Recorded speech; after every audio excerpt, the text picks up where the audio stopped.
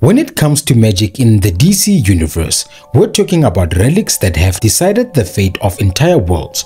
From Wonder Woman's Lasso of Truth to the Helmet of Fate, DC's magical weapons are often just as powerful, if not more, than their cosmic counterparts.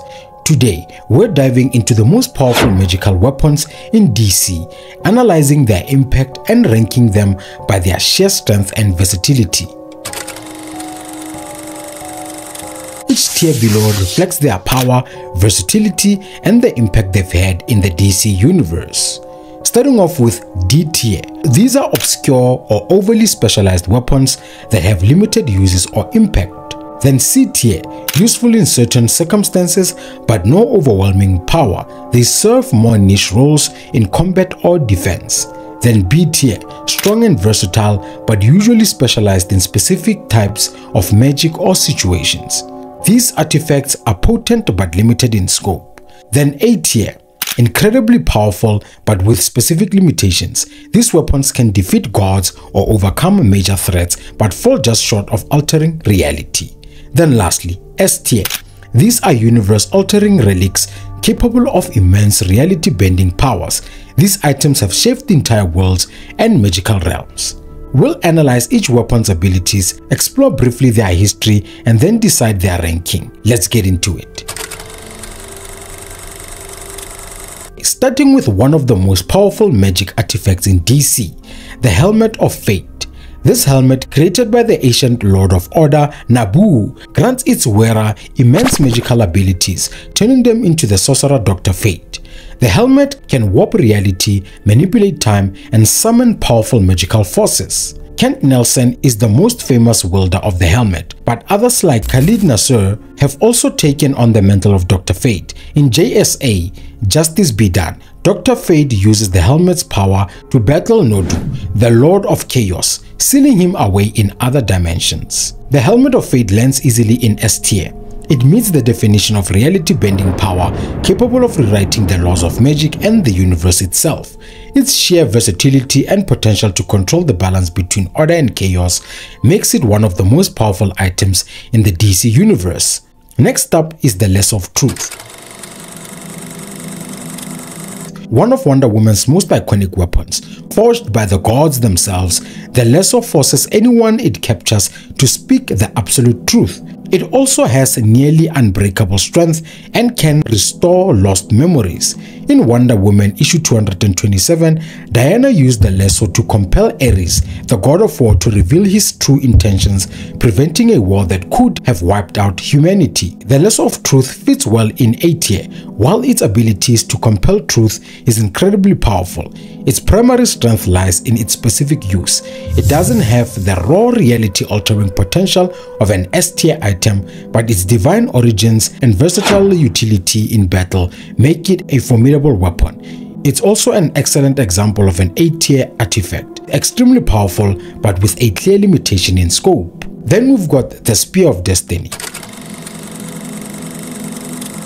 The Spear of Destiny is a weapon of biblical proportions. Said to have pierced the side of Christ, this weapon gives the wielder control over others and immense magical powers. It has been used by characters like Adolf Hitler, who used the spear to prevent superheroes from entering Axis territory during World War II. In JSA, the Unholy Three, the Spear of Destiny was used to battle Eclipso, with its holy power being one of the few things capable of standing up to his darkness. The Spear of Destiny easily falls into S tier due to its historical and reality-bending power. It's a relic that can change the course of history and control even the strongest beings in the DC universe. With its ability to influence massive events and characters on a global scale, it comfortably earns its spot in S tier. Then we've got the Sword of Night, which is an ancient and powerful weapon associated with Etrigan. This sword can banish demons, cut through magical barriers, and channel mystical energy. Jason Blood, the human host of Etrigan, often wields it to contain the demons within him. In Demon Knights issue number 14, the Sword of Night was used to fend off a massive demonic invasion, showing its incredible offensive capabilities in the realm of magic. The Sword of Night fits perfectly in A tier. It's a powerful magical weapon capable of taking on supernatural threats, but its main power lies in its ability to fight demonic forces. While potent, it doesn't affect the broader universe like the Spear of Destiny or the Helmet of Fate. Its niche in battling mystical entities places it comfortably among the A-tier relics. Then we've got the Trident of Poseidon, which is one of the most iconic weapons wielded by Aquaman. This ancient relic, forged by the god Poseidon, grants the user control over water, the ability to summon storms, and command over the creatures of the sea. It also boosts the wielder's strength and durability to near godlike levels. In Aquaman issue number 37, the trident was used to defeat the ancient sea god Triton, proving its power even amongst divine beings. The Trident of Poseidon falls into B tier. While it's incredibly powerful in specific environments like the ocean, its overall utility is more often limited outside of water-based battles. This puts it on the same level of other strong but situational weapons like the Wand of Watum in the Marvel Universe. Next up, we've got the Black Diamond, also known as the Heart of Darkness. This is the source of the villain Eclipto's immense power. But before we dive into the abilities of this artifact, let's talk about Eclipso himself. Eclipso is one of the most dangerous and powerful magical beings in the DC universe. He was once the physical embodiment of God's wrath, serving as a divine agent of punishment. However, after his violent methods grew out of control, he was replaced by the Spectre and cast down from grace, where he became an agent of chaos and evil. Eclipso's power is tied to the Black Diamond, which allows him to possess and corrupt anyone who comes into contact with it. The diamond gives its wielder a range of terrifying powers, including mind control, manipulation of darkness, and the ability to amplify negative emotions like anger, hatred, and jealousy. In Eclipso, the darkness within, we see Eclipso using the Black Diamond to corrupt and take over multiple heroes, including Superman, Wonder Woman, and Green Lantern, turning them into his dark pawns. This shows how dangerous the diamond is. Not only does it grant Eclipso godlike powers, but it can also turn even the mightiest heroes into servants of darkness. While incredibly powerful and capable of corrupting others, the Black Diamond fits into B tier. Here's why. Its strength is centered on manipulating emotions and controlling individuals rather than directly altering reality or time. While it's effective in spreading darkness and corruption, it lacks the broad universe-altering power of an S-tier weapon like the Helmet of Fate or the Spear of Destiny. Its influence over individuals makes it dangerous, but its abilities are more focused on manipulating than pure magical destruction. In that sense, it shares similarities with the Trident of Poseidon. Next up, we've got the Vopal Sword. The Vopal Sword is a mythical blade that's able to cut through nearly anything, including enchant beings and magic itself. Originally from Wonderland and used by heroes like Mad Hatter, the sword was featured in Justice League Dark, where it was used to slay the Jabberwocky, a creature immune to most forms of attack. The Vopal Sword fits into C tier. While it's effective against magical creatures and has an immense ability to cut through magical defenses, it's largely situational in its utility. Its limitations outside this specific context and its lack of broader impacts make it more of a niche weapon, which is why it fits into C tier. It's useful but far less versatile compared to weapons like the Lasso of Truth or Sword of Night. Then we've got the Cloak of Destiny,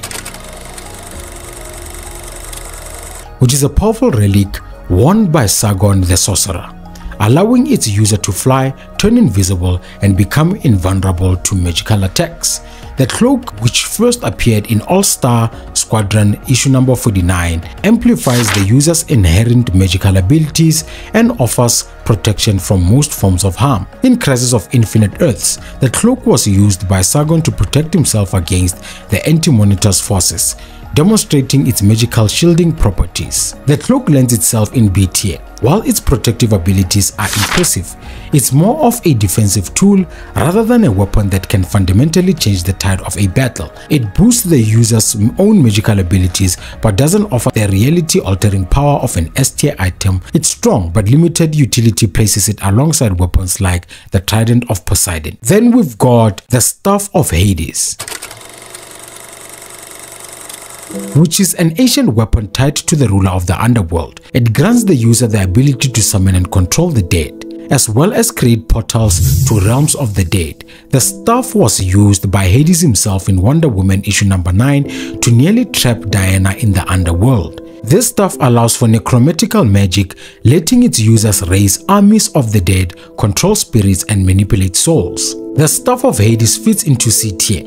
While it offers powerful necromantic abilities, its use is limited to controlling the dead, which makes it highly situational. Outside of its control over souls and undead creatures, it lacks the broader application of higher tier weapons, which places it in C tier. Then lastly, we've got the Sword of Sin.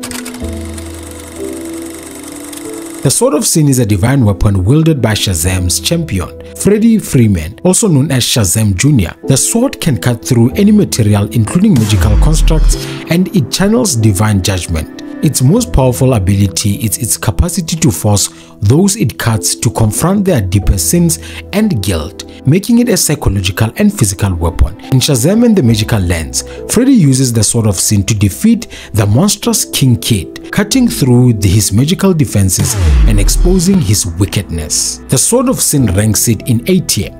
While it doesn't alter reality or affect the fate of entire worlds, it offers unique versatility as both a physical and psychological weapon. Its divine nature and the ability to cut through almost any material, along with its mind-altering effect, make it a formidable weapon in battle comparable to the Lasso of Truth and the Sword of Night. Now that we've analyzed these legendary weapons, here's a recap of where they rank in the DC magical hierarchy. At C tier, we've got the Vopal Sword and Staff of Hades. B tier, we've got the Trident of Poseidon, Black Blade, and the Cloak of Destiny. A tier, we've got the Lasso of Truth, the Sword of Night, and Sword of Sin. And S tier, we've got the Helmet of Fate and Spear of Destiny. Do you agree with our rankings? Let us know in the comment section below. And there you have it, ranking DC's magic weapons. If you enjoyed the video, please leave a like, subscribe to the channel, and until next time, stay enthusiastic.